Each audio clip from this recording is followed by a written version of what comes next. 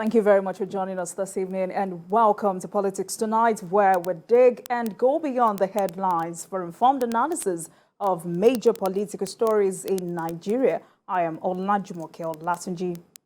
As Nigeria marks 2023 Democracy Day, President Tinubu promised to respect the rule of law and reward Nigerians for their sacrifice over subsidy removal. On the interview segment for today, we focus on the June 12 and Nigeria's democratic progress with the former acting national chairman of the All Progressives Congress, APC, Hilliard, Etta, as our guest. Welcome to Politics Tonight. Stay with us. We will be right back.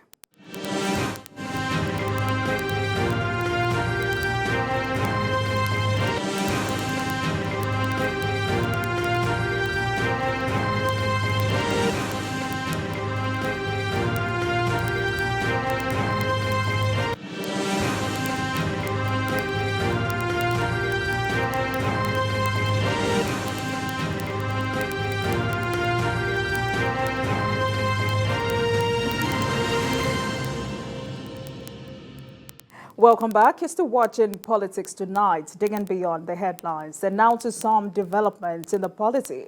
President Bola Tinubu has inspected a military parade that was held inside the forecourt of the presidential villa as part of activities to mark this year's Democracy Day. The president, in his earlier statewide broadcast, has promised to respect the rule of law and reward Nigerians for their sacrifices in subsidy removal. But the military parade at the presidential villa Abuja was not a time for speeches. TVC News State House correspondent Femi Akode reports. President Bola Tinubu arrives to take a salute from the quarter guard. He is then ushered by the bagpipers of the Presidential Guards Brigade into the forecourt of the presidential villa.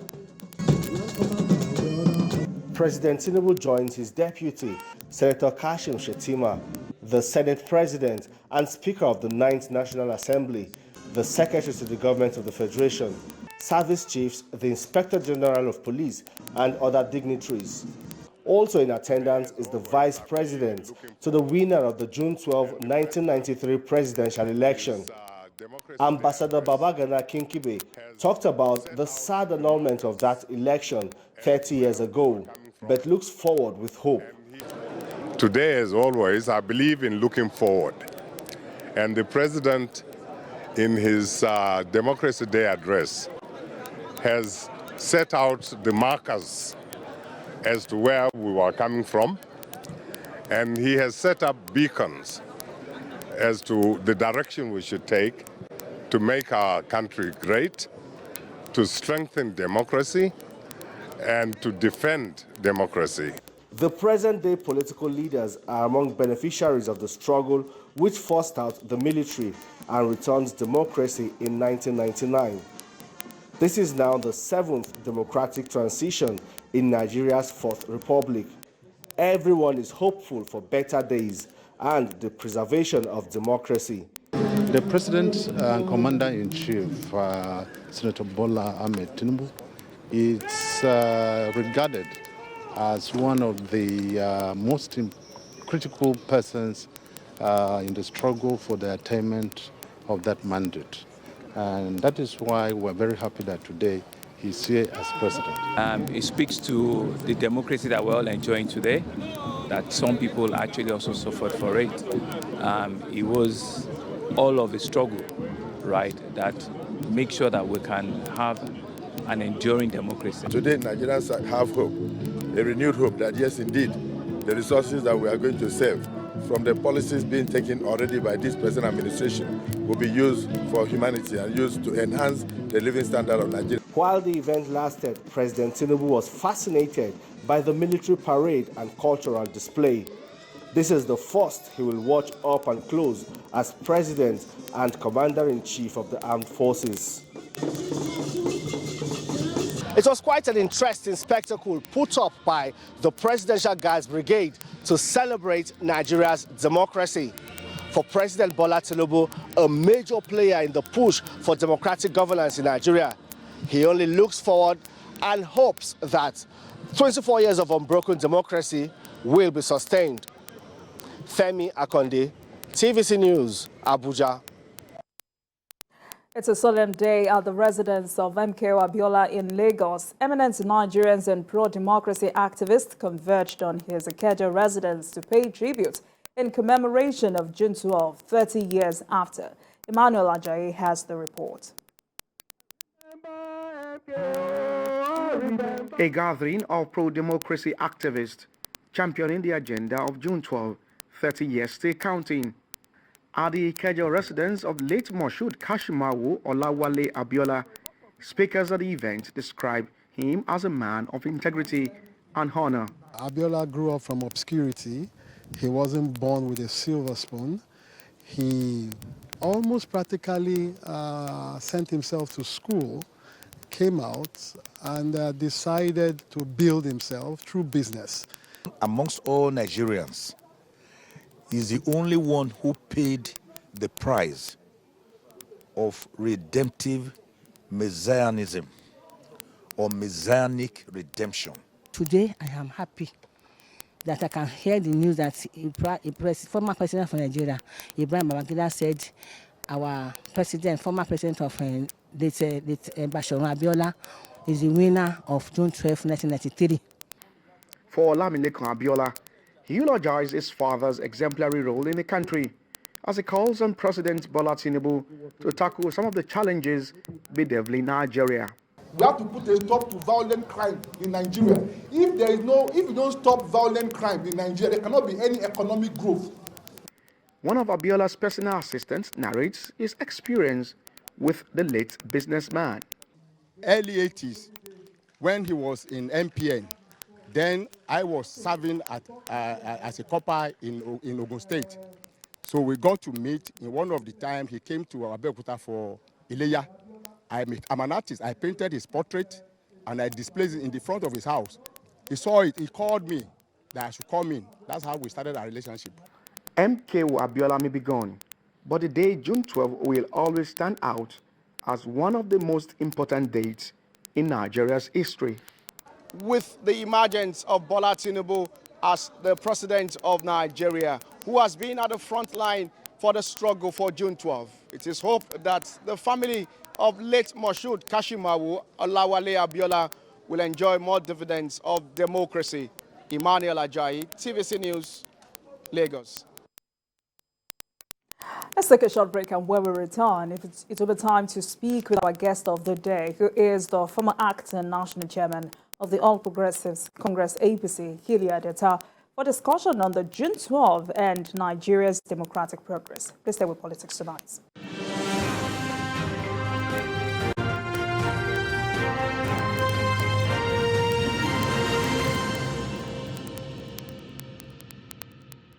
Welcome back. You're still watching Politics Tonight, digging beyond the headlines. And now to our interview with the first guest of the day. I am joined by the former acting national chairman of the All Progressives Congress APC, Hilliard, Etta, for discussion on the June 12 and Nigeria's democratic progress. Thank you very much for joining us, sir. Thank you very much for having me. All right. Now let's start with the June 12 Democracy Day celebration. What can you tell us about Abiola, the symbol of June 12? Let me start by congratulating all lovers of democracy in Nigeria for the celebration of the Day of Choice.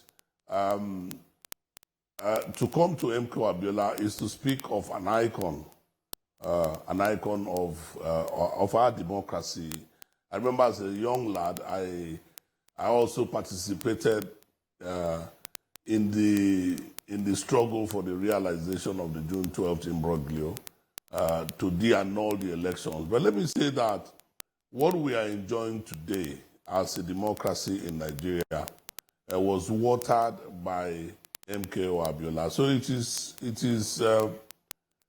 is quite surreal that we are here to celebrate such an icon and also celebrate our choice of the kind of governance that we have chosen for ourselves, which is democracy. the participation of all in the in the choices that we make and the agenda that we set for our country.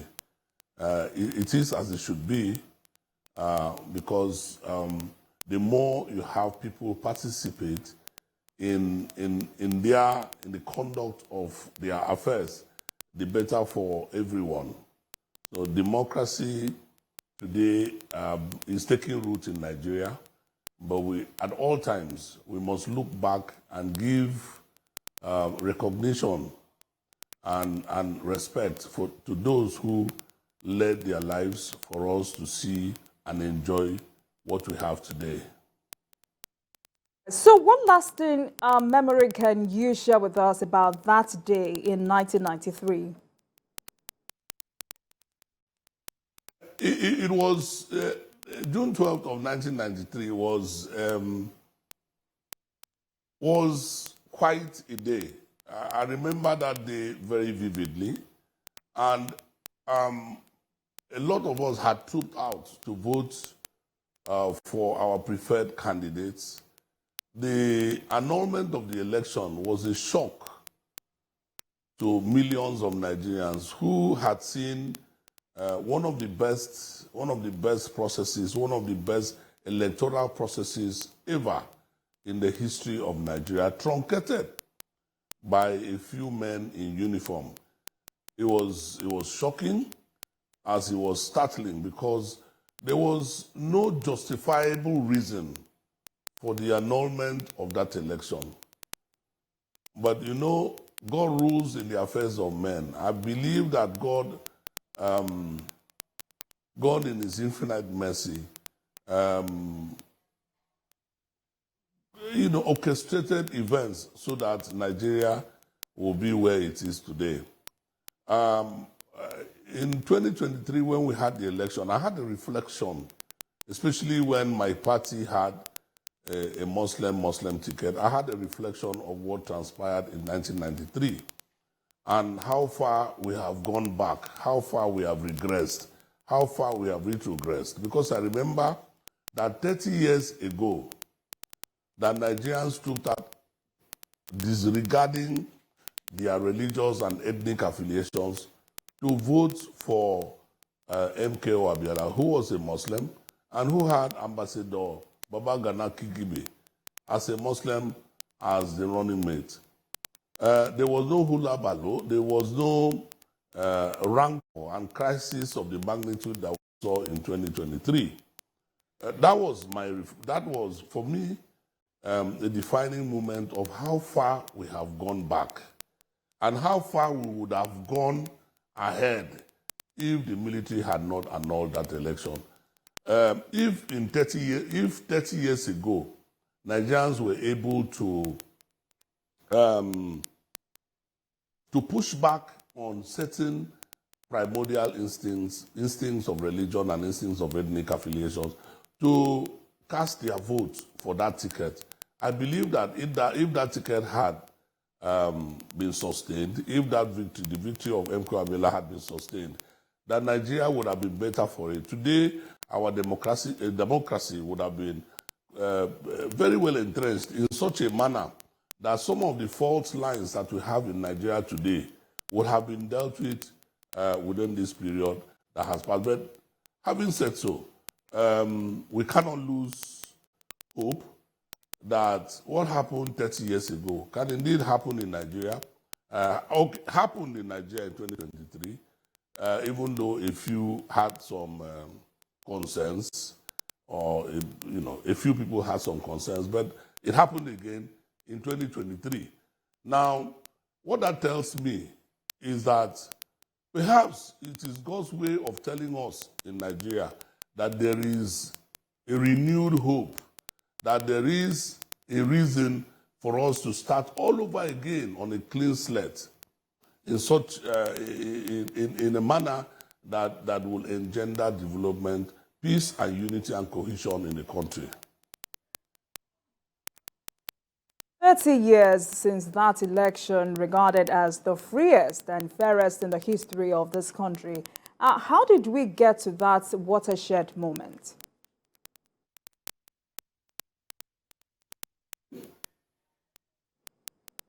Mr. Issa, did you get my question? It's been 30 years since an election regarded as the freest and fairest in the history of this country. How did we get to that watershed moment? It had, just like it happened in 2023, it had to do with the personality of the presidential candidate of the Social Democratic Party at the time, who was Bashirun MKO Abiola. I think it was just about his personality. I think Nigerians saw in him a man who could carry their aspirations so seamlessly and so easily that every Nigerian, remember that his campaign was predicated on farewell to poverty. And of course, almost every family in Nigeria can identify with poverty and the need to bid farewell to it. So most Nigerians and most families and most people at the time identified with that campaign and were ready to be on the side of the man who himself embodied the very principle of farewell to poverty. Remember that in his own personal history and personal trajectory, that the man told a Nigerian story that resonated with other Nigerians, a man who came from very humble beginnings, very poverty-stricken beginning, and excelled in life. It was truly a Nigerian story that resonated in almost all the homes in Nigeria and almost all the political actors in Nigeria in such a manner that I remember that when he visited my state, the governor of my state at the time, I think was of the NRC, but he couldn't stop people. He tried as much as he could. He couldn't stop people from trooping out in their numbers to receive MKO Abiola. So he was basically, he had a magnetic, charismatic personality. That is number one. Number two, his story resonated with almost every Nigerian. And again, time was ripe at the time to have a president of that kind. And so one was not surprised at the level of support that the man enjoyed at the time. That have been said, how significant is June 12 in Nigeria's political history? I assess June 12th. How significant is June 12 in Nigeria's political history? Well, if I get you correctly, where do I situate June 12 in the Nigerian political history? It is not for nothing that today has been selected as a holiday in Nigeria to celebrate the very foundations of the principles of choice, which is democracy. June 12 was a landmark, an epochal, a watershed,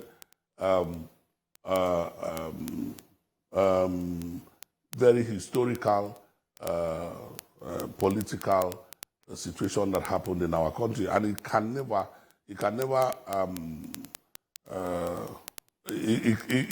go uncelebrated.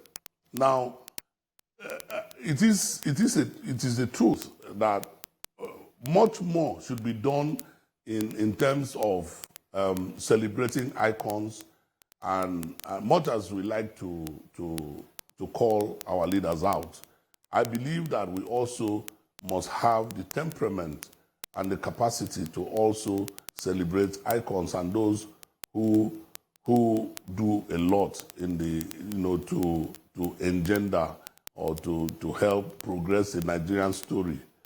So June 12 is one of those days that an icon is celebrated, and our democracy is also celebrated. I think that history should return to our schools so that our generations after us will learn of what transpired on June 12, 1993. it is important that the younger generation or generations of Nigerians get to know exactly what happened on that day, the contributions of Bashiru MKO Abiola, and what the military junta at that time did to truncate democracy in Nigeria. We must all have all of this information so that when we make commentaries and when we take positions, we do them from the position of information. For history not to be part of our curriculum is a disservice not just to us, but to our children. All right. President Buhari did what other presidents before him could not do by honoring late MKO Abiola and June 12. For you, how significant is what he did? I was there. At the time I was in the National Working Committee, and we were invited to the Aso Villa, where the president decided to do what was very unpopular with his predecessors, which is to recognize the role of Chief MKO Abiola in the democracy that we're enjoying today. I must give kudos to the president for having the courage to do so. I must also say that at the time that the struggle for the de-annulment of that election was on in Nigeria, there was an attempt for people to use ethnicity to divide Nigerians. A lot was said, a lot who participated on the struggle, on the side of the struggle and against the struggle, were, completely dichotomized on the basis of where they came from. From where the former president is from, it was seen as if the people in the north were against the realization of June 12. So for him to have done that is to have gone against the grain. That's number one. Number two, to have the courage to recognize those who have contributed to the making of Nigeria before him, because by doing so, he also has laid a foundation for people who will come after him to recognize whether he did well for Nigeria or not. And this is how it should be. This is how it should be. I for one, believe that Nigerians should have the capacity and the courage to call out leaders to be accountable on one hand. And on the other hand, if leaders have done what is expected of them, if leaders have come to progress the idea, the enterprise of Nigeria, then they should also be accorded their accolades. They should also be celebrated. And Chief MKO Abiola is celebrated today.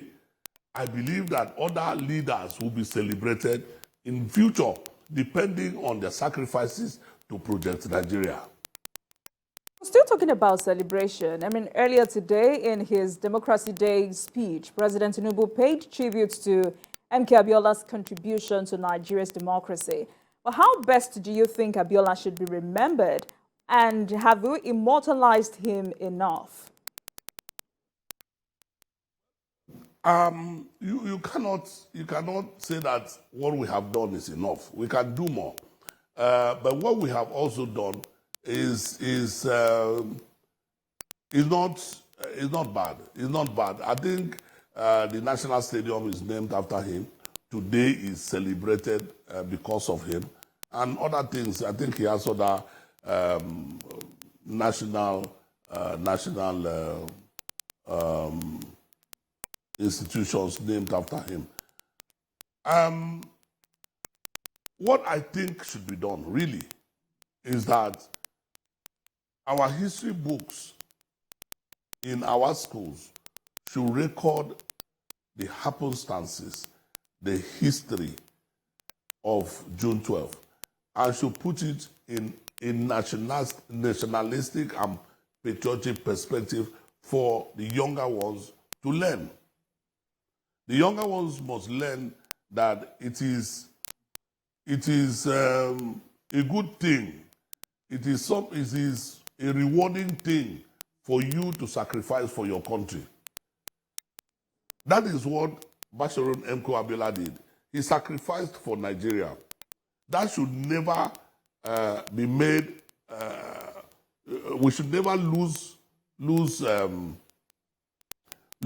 fact, even in our educational process. Our children must learn that this democracy that we are enjoying, that there were people who paid the supreme sacrifice, and one of those persons is the iconic Bashorun MKO Abiola. So I will recommend very strongly that if history as a subject has not been returned to our curriculum or our curricula, that it should be done immediately so that Nigeria will have the people who understand the history, the politics, and the policies of Nigeria in the younger generation. That, for me, is what we can do for MKO Abiola. His memory should never be lost simply because of time. Because of time. If you ask our younger generations today, a lot of them do not even know about the person of Bashorun MKO Abiola. And that is not good enough.